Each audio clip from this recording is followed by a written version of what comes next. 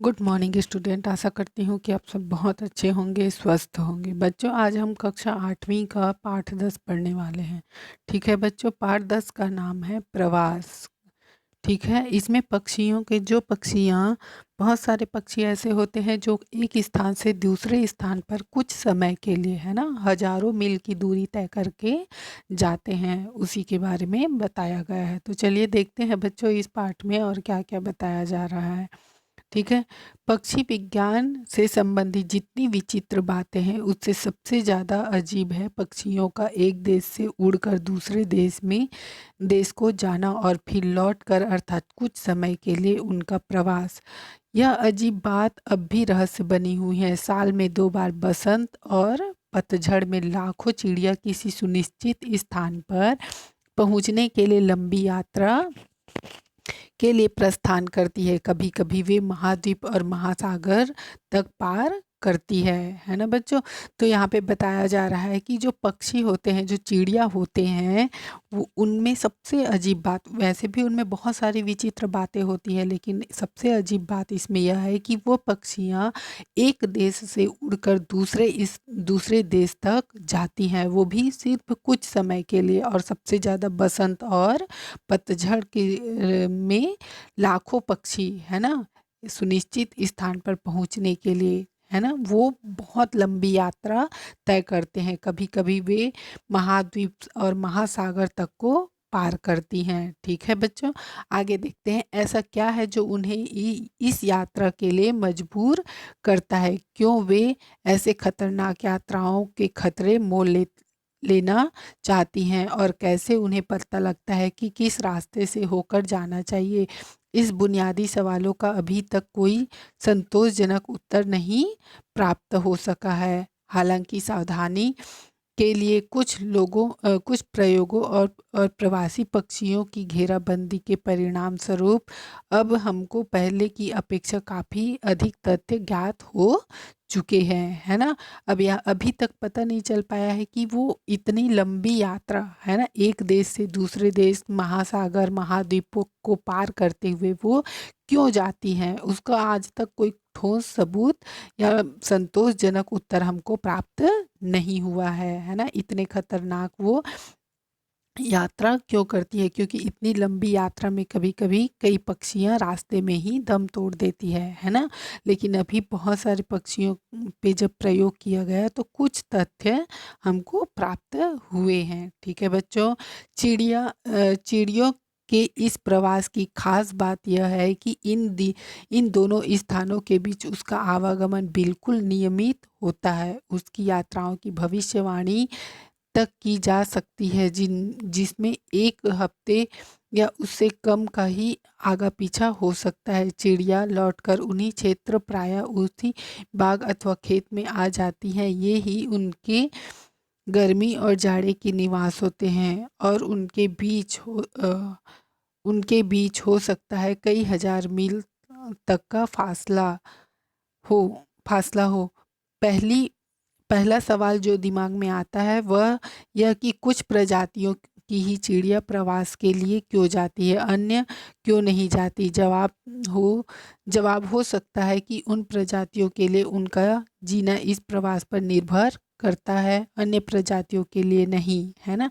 अब यहाँ पे बताया जा रहा है कि उनकी जो यात्रा है वो एकदम तय होती है, निश्चित होती है कि इस समय पर वो इस क्षेत्र में आएंगी, बहुत लंबी दूरी तय करके, है ना बच्चों। और फिर लौटकर कुछ समय यहाँ रहने के बाद में वो वापस लौटकर अपने देश, जिस देश से वो आए रहती हैं उसी देश में वापस वो लौट जाती है। वो अक्सर सर्दी के मौसम में, जाड़े के मौसम में और गर्मी में वो निवास करते हैं, है ना।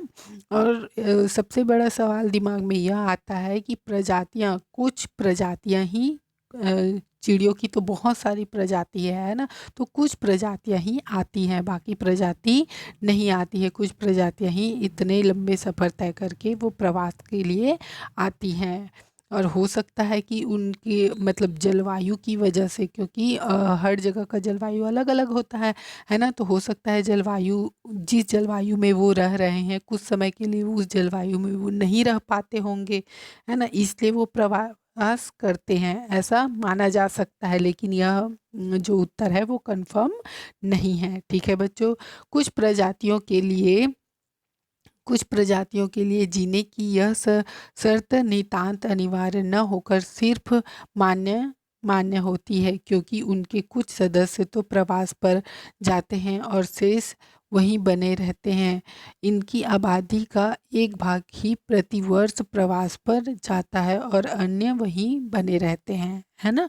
अब यहाँ पे बताया जा रहा है कि जो प्रजाति की पक्षियाँ है ना प्रवास के लिए आती हैं, वो उनमें से सिर्फ 1% ही आती हैं, बाकी वहीं की वहीं जहाँ उनका स्थान है वो वहीं पर रहते हैं। यह बात तो समझ में आती है कि कुछ चिड़िया सख्त जाड़े से घबराकर अपेक्षाकृत कम ठंड स्थानों की ओर उड़ जाती हैं और जैसे ही गर्मी शुरू होने लगती है लौटकर अपने देश आ जाती है। वे अपने देश जब जाती हैं उस समय वहाँ पेड़ों पर नई नई कोपले का कलियाँ और फूल निकले होते हैं और परिवार के पोषण के लिए तमाम तरह की कीड़े मकोड़े उपलब्ध होते हैं। गर्मी खत्म होते होते बच्चे बड़े होकर आत्मनिर्भर हो जाते हैं और पतझड़ के बाद पहली सर्दी के पड़ते ही चिड़िया प्रवास पर चल देने को तैयार हो जाती हैं। उदाहरण रोजी पोस्टर जो मध्य एशिया में अंडे देती है, भारत में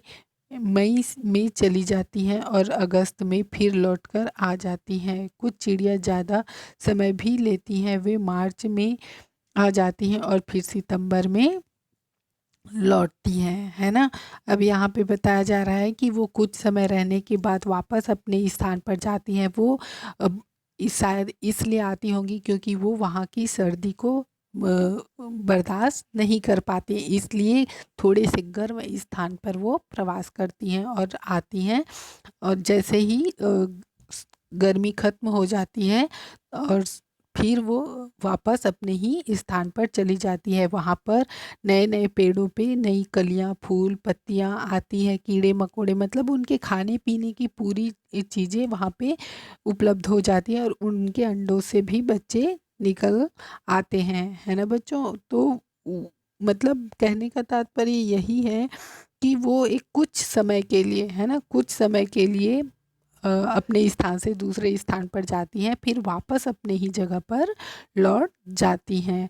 कुछ तो ऐसे होते हैं कि मई में आती हैं और अगस्त में चली जाती हैं और कुछ मार्च में आती हैं और सितंबर तक यहीं पर रहती हैं, उसके बाद लौटती हैं, है ना। मतलब समझिए 6 महीने यहाँ रहते हैं तो 6 महीने वो अपने स्थान पर रहते हैं।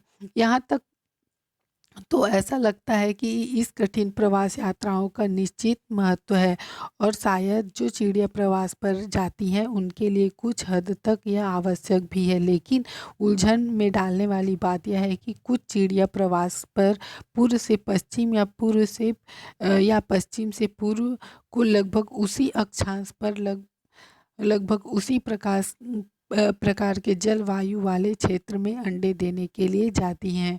इसके अलावा कुछ ऐसी भी चिड़िया है जो प्रवास के नाम पर सिर्फ कुछ मील दूरी ही जाती है, कुछ दूर ही जाती है और इसी स्थिति में यह समझ पाना मुश्किल हो जाता है कि इस प्रकार के स्थानों पर प्रवास क्यों इतने आवश्यक होते हैं, उनके लिए किस प्रकार लाभदायक हो सकते हैं, है ना। अब यहाँ पे बताया जा रहा है कि चिड़िया जो है वो निश्चित समय के लिए है ना, उनका यात्रा तो निश्चित है और मतलब कुछ तो महत्व रहता है उनकी यात्रा का और वो निश्चित समय के लिए यात्रा करती है। तो कुछ जो है वो पूर्व से पश्चिम की ओर तो कुछ पश्चिम से पूर्व की ओर अक्षांश पर है ना, लगभग उसी प्रकार की जलवायु वाले प्रदेश में अंडे देने के लिए जाती है। अब यहाँ पे बताया जा रहा है कि जो पक्षियाँ होती है ना, वो एक निश्चित जलवायु में ही अंडे देने के लिए उस स्थान पर प्रवास करती हैं। देखिए यहाँ पे चित्र में दिखाया गया है कि सारे चिड़िया जो हैं, पक्षी जो हैं वो आसमान में उड़ रहे हैं। ठीक है बच्चों, आगे देखते हैं के लिए मुंबई की पीलक और पथरीले मानसून के दौरान शहरी इलाके छोड़कर थोड़ी दूर दक्षिण के पठार या मध्य भारत की ओर चले जाते हैं और सितंबर के शुरू में जरूर लौट आते हैं। इस संबंध में हम सिर्फ इतना ही मानते हैं कि स्थानीय प्रवास के लिए थोड़ी दूर के लिए बड़ी संख्या में चिड़िया का घेरा करके इसके आवागमन के बारे में सही आंकड़ा न इकट्ठा कर ले कोई सही जानकारी हो भी नहीं सकता, है ना। अब यहाँ पे बताया जा रहा है मुंबई, है ना। मुंबई के पास कुछ जो चिड़िया होती हैं वो शहरी इलाका को छोड़कर, है ना, मुंबई तो सब बहुत बड़ी सिटी है, तो उस इलाके को छोड़कर वो दक्षिण के पठार मध्य भारत की ओर चले जाते हैं, है ना। और वहाँ पे कुछ समय रहने के बाद वापस वो उसी इलाके में आ जाते हैं, है ना। जैसे मुंबई से निकले हैं और वो दूसरे स्थान पर चले गए हैं और कुछ समय रहने के बाद वो वापस वहीं पे आ जाते हैं, मुंबई में आ जाते हैं। ठीक है बच्चों, अपनी इस लंबी यात्रा पर प्रस्थान करने के लिए पहले प्रवासी पक्षी इसके लिए बाकायदा तैयारी करते हैं, है ना। वे खाना अधिक मात्रा में खाती है ताकि चर्बी की एक तह सी बैठ जाए जो उसकी यात्रा में उसके शरीर को ताकत प्रदान करती रहे। कुछ चिड़िया अभ्यास करती हैं और झुंड बनाकर उड़ना सीखना शुरू कर देती है। प्रयोगों से पता चलता है कि सूरज निकलने और डूबने से चिड़िया को प्रस्थान के समय का संकेत मिलता है। लंबी यात्रा में सूरज ही उन्हें कुतुबनुमा का काम देती है ना। अब यहाँ पे बताया जा रहा है कि जब चिड़िया लंबी यात्रा करती है तो उसके लिए वो सब बहुत सारी तैयारियां करती है, बहुत सारी तैयारियां करती है। कुछ जो है वो उड़ना सीखती है, तो कुछ बहुत सारे खाना खाकर रखती है ताकि उसकी चर्बी बनी रहे और वो उड़ सके, और सूरज निकलने और डूबने से ही उनको आने जाने का समय पता चलता है। ठीक है, यह विश्वास किया जाने लगा कि चिड़िया सूर्य के कोण के अनुसार ही मार्ग निर्धारित करती है ना। अब वो सूर्य से ही क्या करती है, अपना रास्ता निर्धारित करती है। धुंध और कोहरा पड़ने से जब सूरज छिप जाता है तो संभव है कि चिड़िया थोड़ी देर के लिए अपने रास्ते इधर उधर हो जाए, पर जैसे ही कोहरा छटने के बाद दिखाई पड़ना शुरू होता है वे फिर अपने रास्ते पर आ जाती हैं। रास्ते में कोई निशान अगर मिले तो उसका भी ध्यान रखती जाती हैं, पर दिन में उसका पथ प्रदर्शक मुख्य रूप से सूरज और रात में तारे ही करते हैं, है ना। अब यहाँ पे बताया जा रहा है बच्चों की जो सूरज है, सूरज को और दिन में सूरज को देखकर वो अपना रास्ता तय करती है और रात में तारों को देखकर वे अपने रास्ता तय करती है। चिड़िया अक्सर 600 से 1300 मीटर की ऊंचाई पर उड़ती हैं। ऐसे में छोटे निशान तो अक्सर दिखाई ही नहीं पड़ते हैं, पर ये निशान कितने कम महत्व होते हैं इसका सबसे बड़ा सबूत यह है कि कई प्रजातियों की चिड़ियों का बच्चा जब पहले पहल प्रवास यात्रा पर चलते हैं प्राय अपने माँ बाप के बिल्कुल अलग और उनके पहले ही चल देते हैं। इसलिए हम यह मानते हैं कि मजबूर है कि मानने के लिए मजबूर है कि जिस बोध के द्वारा वे सूरज के अनुसार रास्ता खोजती है उसका विश्लेषण तो संभव नहीं है, अतः इसे सहज वृत्ति ही मानना चाहिए।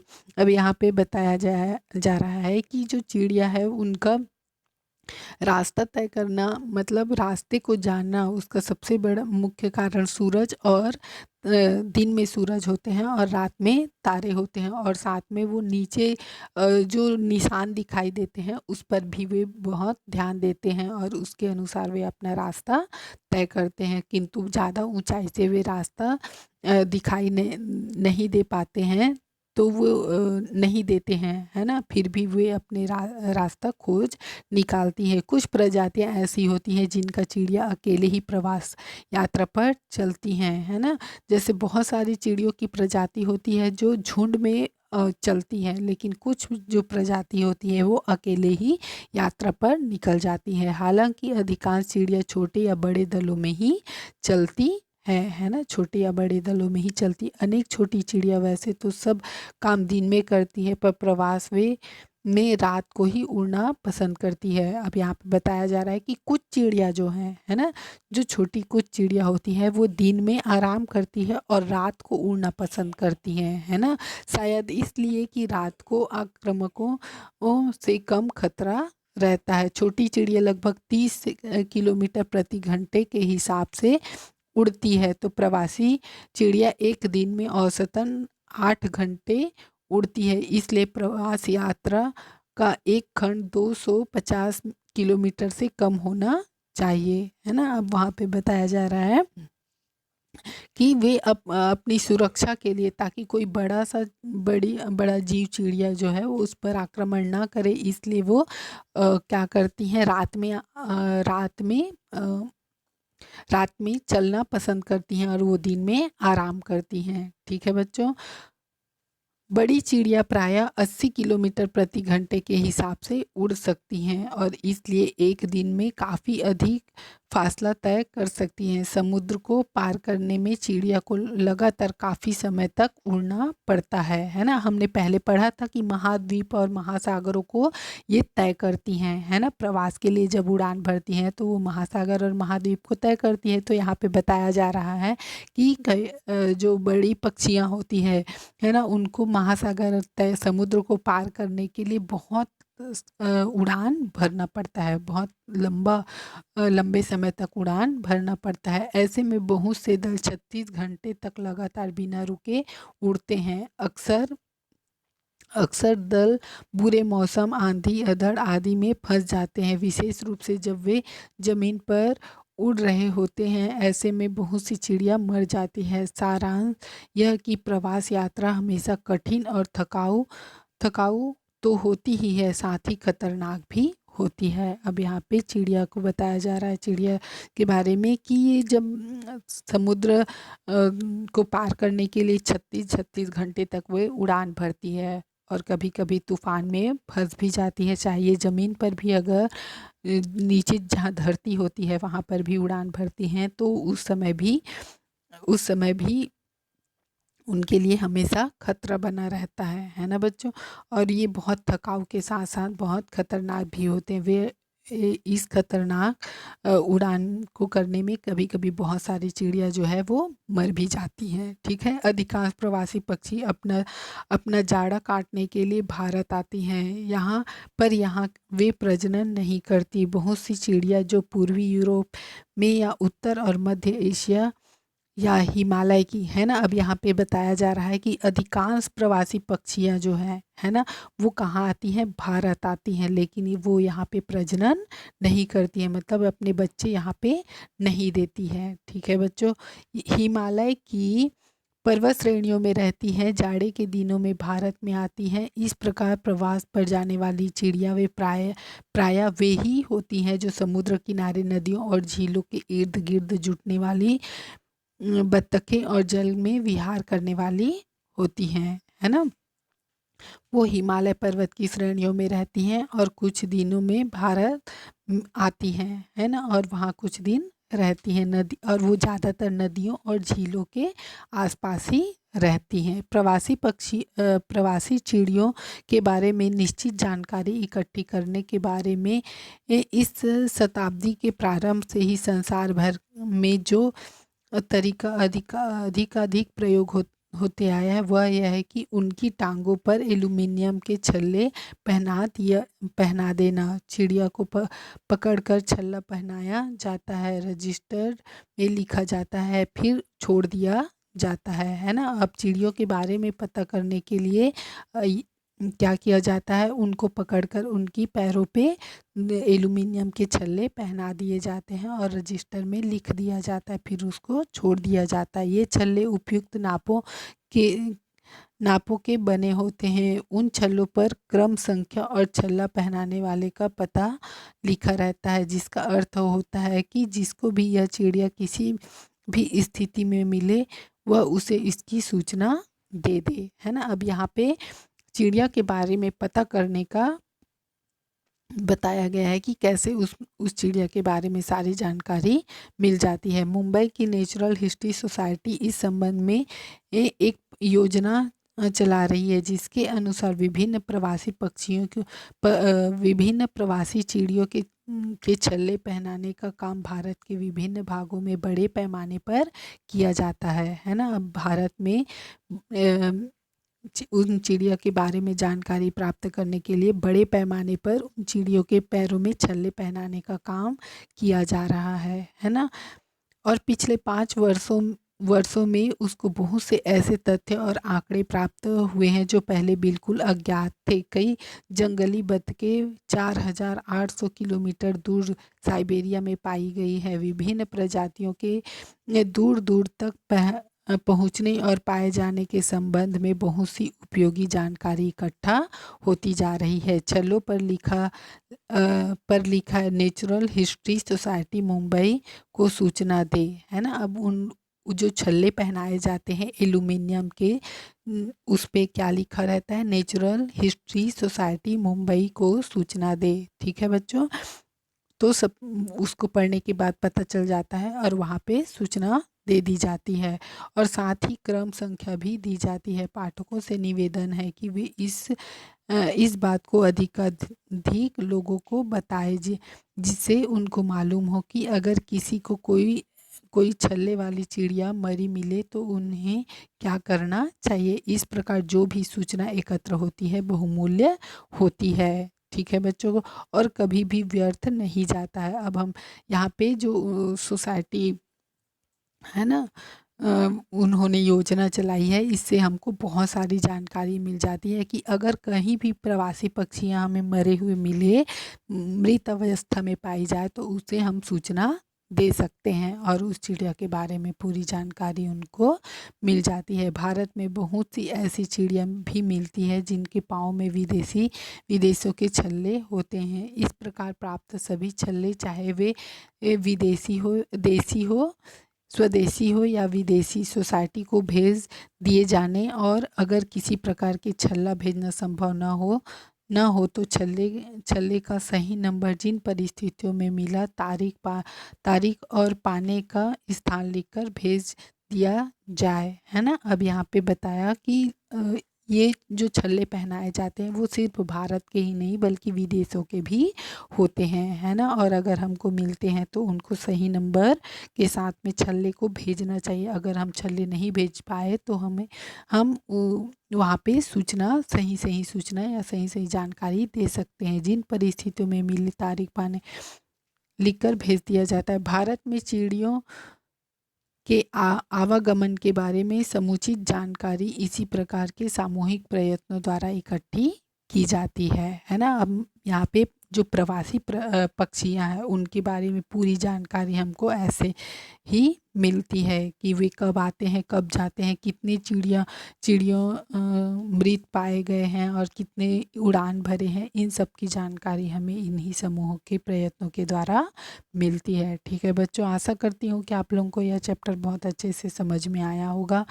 जो शब्दार्थ दिया हुआ है उसको आप लोगों को कॉपी में लिखना है और प्रश्न उत्तर और भाषा तत्व जो दिया हुआ है वो मैं आप लोगों को कॉपी में लिखवाऊंगी। ठीक है बच्चों, आज के लिए बस इतना ही। थैंक यू बच्चों।